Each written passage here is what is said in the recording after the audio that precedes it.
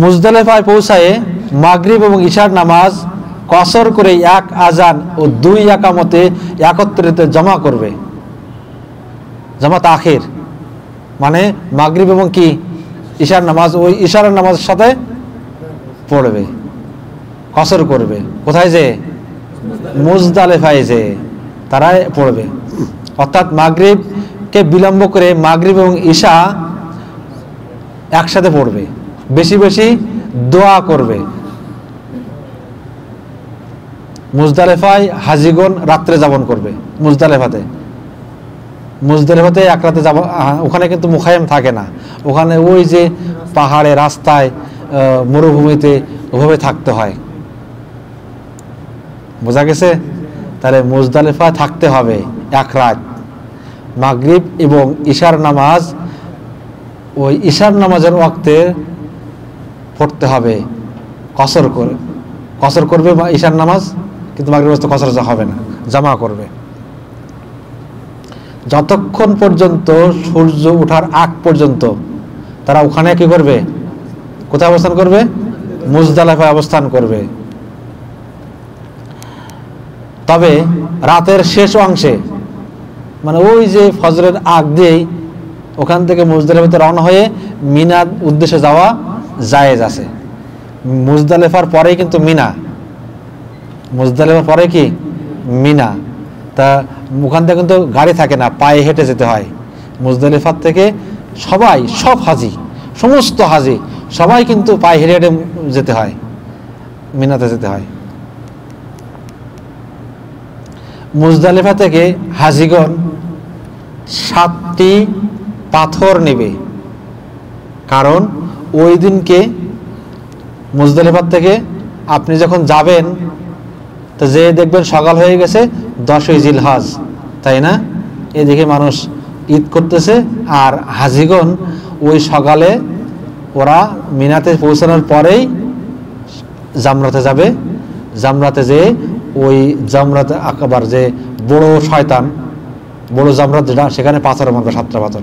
প্রত্যেক পাথর মারার সাথে সাথে কি করবে? আল্লাহু আকবার বলবে, 7টা পাথর মারবে। এই 7টা পাথর কোথার থেকে নিবে? মুজদালিফা থেকে নিবে।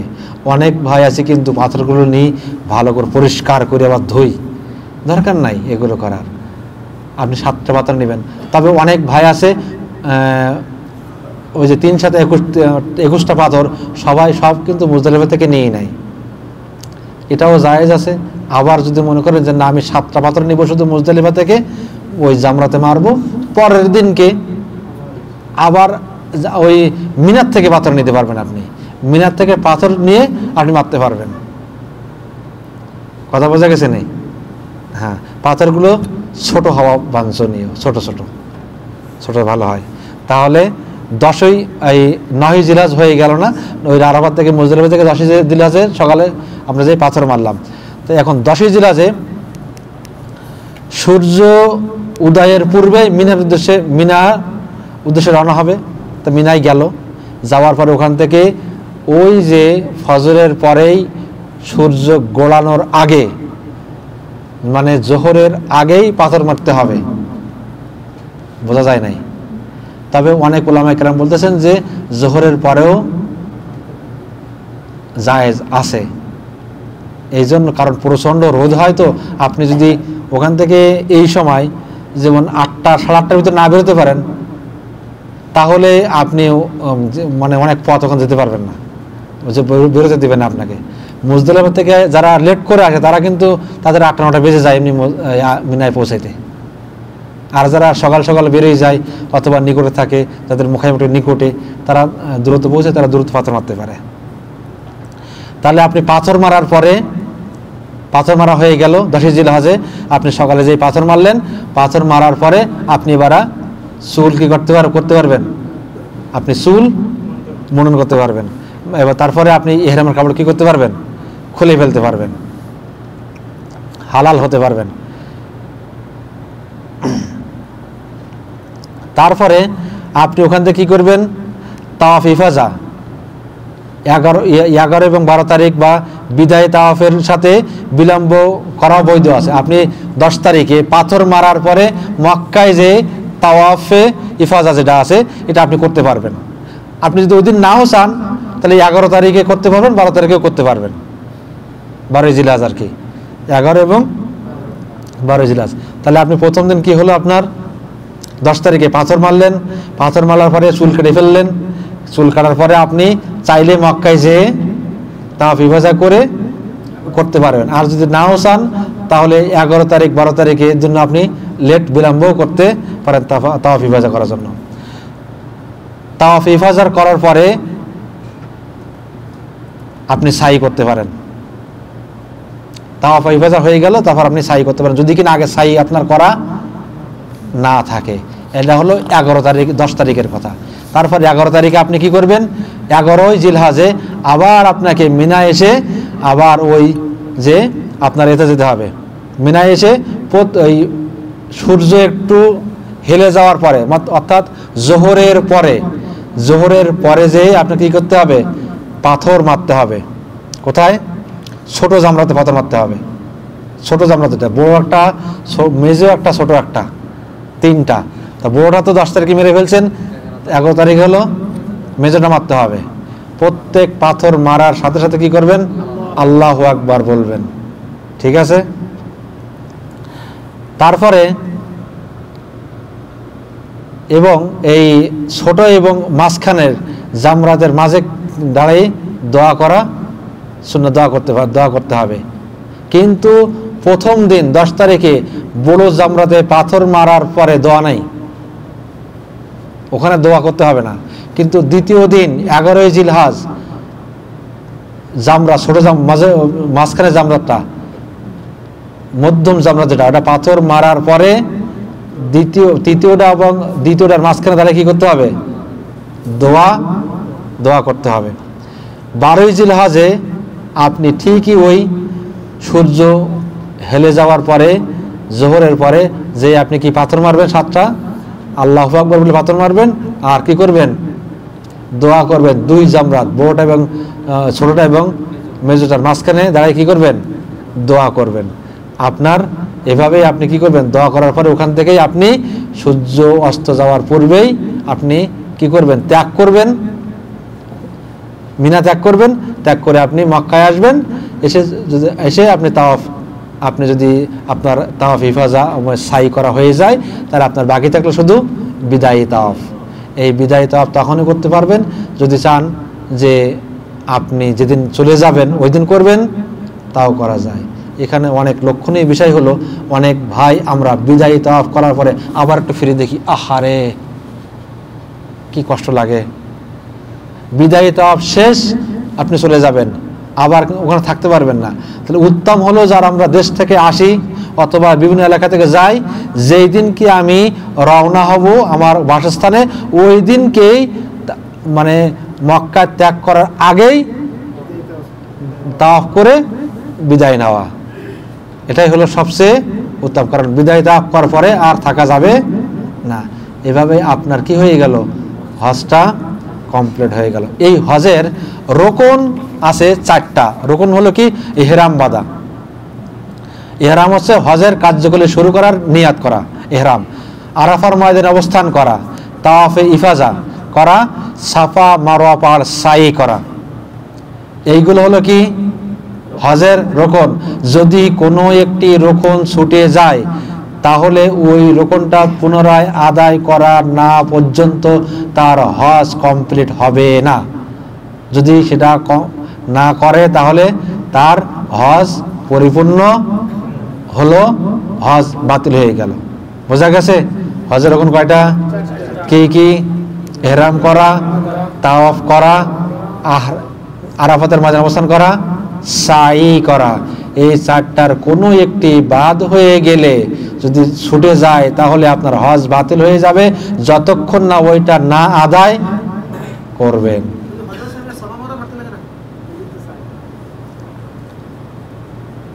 কথা বোঝা গেছে? সাই করা না? আচ্ছা, হজের ওয়াজিব হলো কয়টা? নিজ নিজ জায়গা থেকে, নিজ নিজ মিকাত থেকে ইহরাম বাঁধা। যে যেখান থেকে অতিক্রম করা, মিকাতের 5টা জায়গায় বলছি না, এই অতিক্রম করার আগে কি করতে হবে? মিকাত থেকে কি করতে হবে? ইহরাম করতে হবে। সূর্যাস্ত পর্যন্ত আরাফার ময়দানে অবস্থান করা, সূর্য ডোবা পর্যন্ত। সূর্য ডোবার আগে আরাফাত ত্যাগ করলে ওয়াজিব কি হবে?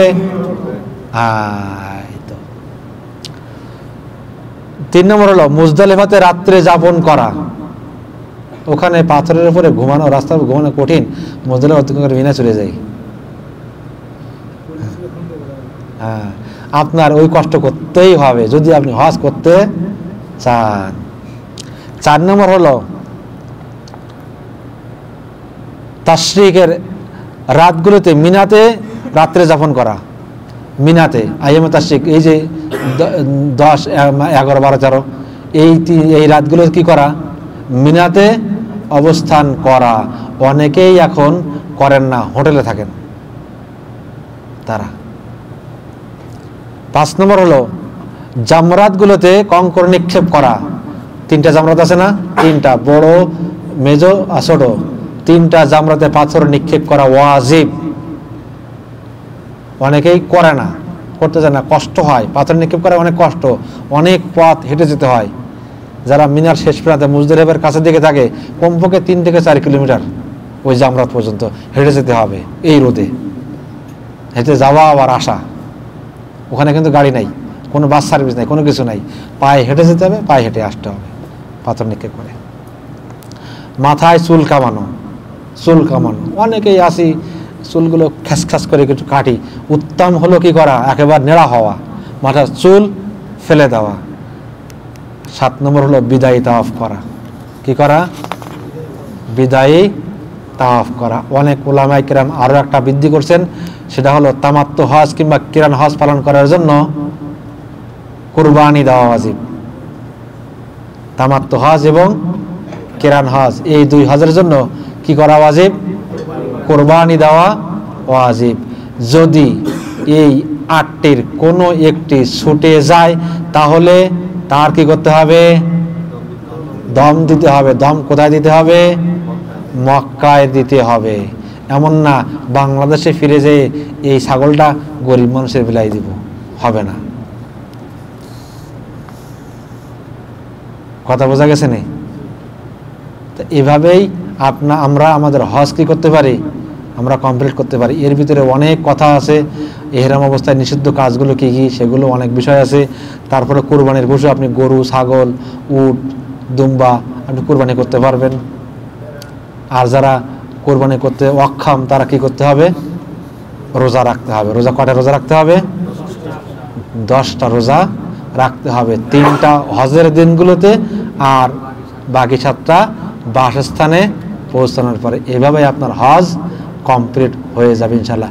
এর ভিতরে বিস্তারিত আলোচনা আছে, মাত্র আমি আধা ঘন্টায় কেমনি এই বিস্তারিত 5-7 দিনের কথা, সেই 8 তারিখ থেকে 13 তারিখ পর্যন্ত এই 5 দিনের কথা আধা ঘন্টা আলোচনা খুবই কঠিন। সংক্ষেপে কিছু আলোচনা করলাম, তো অনেক জিনিস বাদ গেছে এর ভিতরে। আল্লাহ রাব্বুল আলামিন আমাদের সকলকে হজ করার তৌফিক দিন। যারা আমরা হজ করতে পারি নাই, দোয়া করব, নিয়াত করব আজকে আল্লাহ তাআলা যেন আমাদের সবাইকে হজ করার তৌফিক দেয় সৌদি আরবে থাকা অবস্থায়। এই জন্য আমাদেরকে নিয়াত করতে হবে। আপনি নিয়াত করে ফেলেন আজকে, ইনশাআল্লাহ আল্লাহ রাব্বুল আলামিন আপনাকে কবুল করবেন। যদি আপনি হজ নাও করতে পারেন, তারপরে হজের সওয়াব পাবেন। এর থেকে বড় সুযোগ নাই। নিয়াত করছেন, হজ করতে পারেন নাই, আল্লাহ রাব্বুল আলামিন আপনার আমল নামায় কবুল হজের সওয়াব লিখে দেবেন। আমরা নিয়াত করব হজের ইনশাআল্লাহ। আল্লাহ রাব্বুল আলামিন আমাদেরকে কি করুক? কবুল করুক। আর একটা বিষয় ছিল, সেটা হলো কুরবানির বিষয়। এটা জরুরি বিষয়।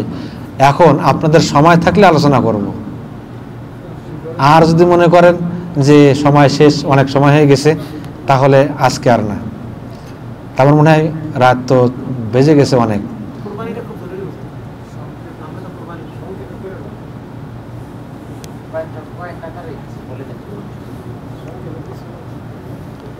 কুরবানি হলো আল্লাহ তাআলার নৈকট্য অর্জন করার জন্য ঈদের দিনগুলোতে যেই পশুগুলোর আল্লাহ তাআলা আমাদের জন্য হালাল করছেন গৃহপালিত চতুষ্পদ জন্তু, উট, ছাগল, দুম্বা কোরবানি করা আল্লাহর রাস্তে।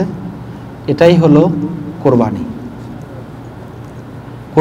কোরবানির প্রচলন শুরু হয় অনেক আগ থেকে, সেই আদম আলাইহিস সালামের জামানা থেকে। ওই সময় কার কোরবানি কবুল হবে, হয়েছে কি হয়েছে না, সঙ্গে সঙ্গে বোঝা যেত। এখন বোঝা যায় না।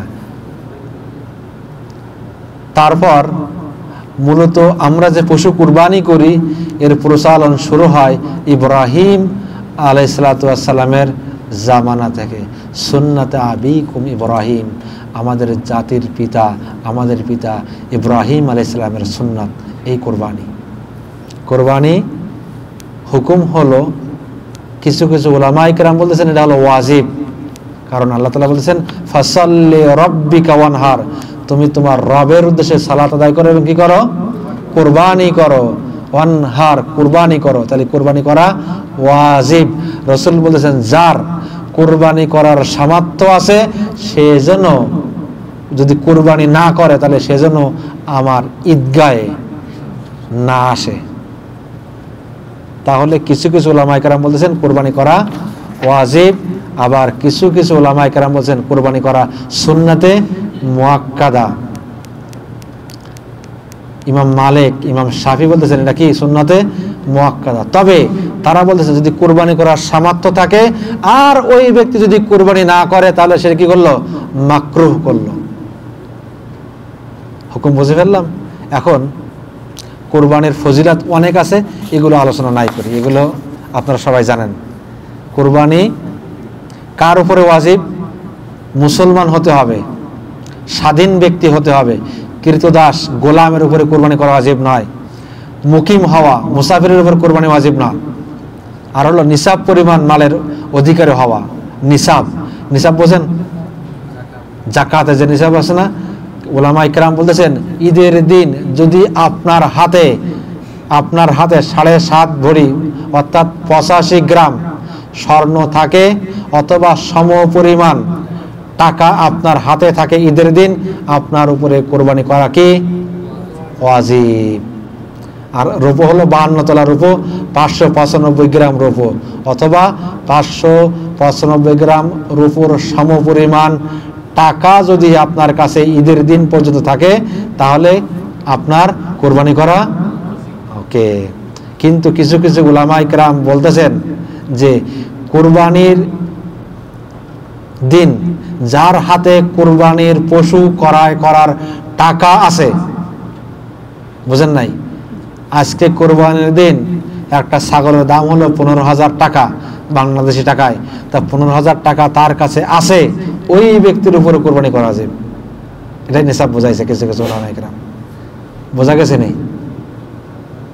আগের তো বললাম যে নিসাব পরিমাণ মাল 52.5 তোলা হলো স্বর্ণ রূপা আর 7.5 তোলা স্বর্ণ, তাহলে এই সমপরিমাণ টাকা যদি থাকে তাহলে কি তার জন্য ওয়াজিব। কিন্তু আরো উলামায়ে কেরাম বলতেছেন যে না, ঈদের দিন যদি ওই ব্যক্তির হাতে একটা কুরবানির পশু ক্রয় করার টাকা থাকে তাহলে তার উপরে কুরবানি করা কি ওয়াজিব।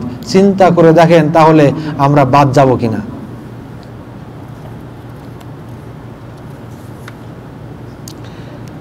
কোরবানি কি প্রতি বছর করতে হবে? যদি আপনার প্রতি বছর নিসাব পরিমাণ মাল থাকে আপনাকে করতে হবে। আপনার ওয়াইফের টাকা আছে, আপনার টাকা নাই, এখন আপনার ওয়াইফের কোরবানি করতে হবে? হ্যাঁ, করতে হবে, কারণ